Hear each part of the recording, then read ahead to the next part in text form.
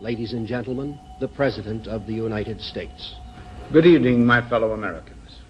We now stand 10 years past the midpoint of a century that has witnessed 4 major wars among great nations. An increase in the Pentagon budget in the face of the department's recent Inspector General's report. How can we seriously consider a $50 billion increase in the defense budget when DOD's own auditors say the department cannot account for $2.3 trillion in transactions in 1 year alone?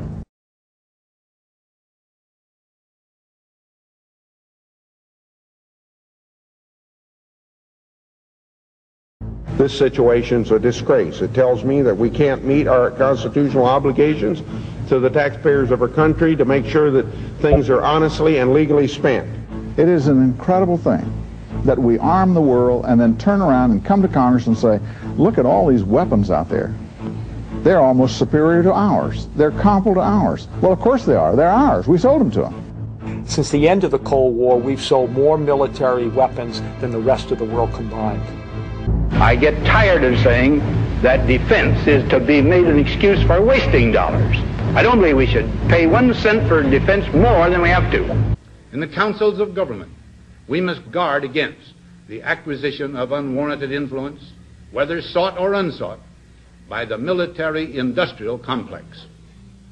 The potential for the disastrous rise of misplaced power exists and will persist. We must never let the weight of this combination endanger our liberties or democratic processes. Why did you come out against the war?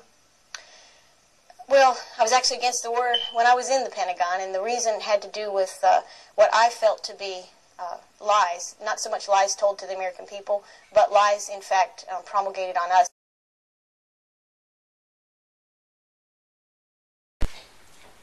Building up arms just leads to competition, which leads to war.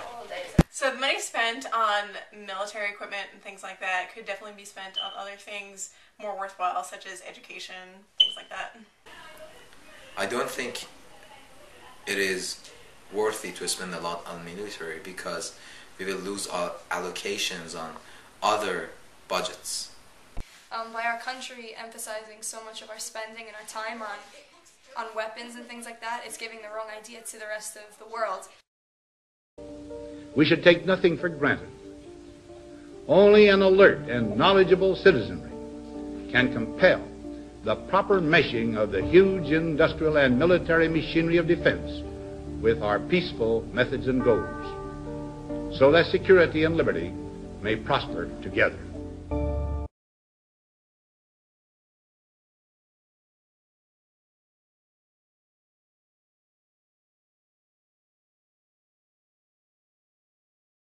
My name is Jack Shanahan, Vice Admiral, U.S. Navy, retired.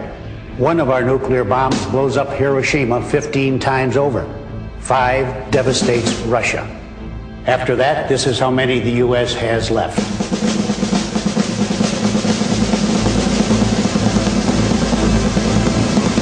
I feel safe reducing nuclear weapons.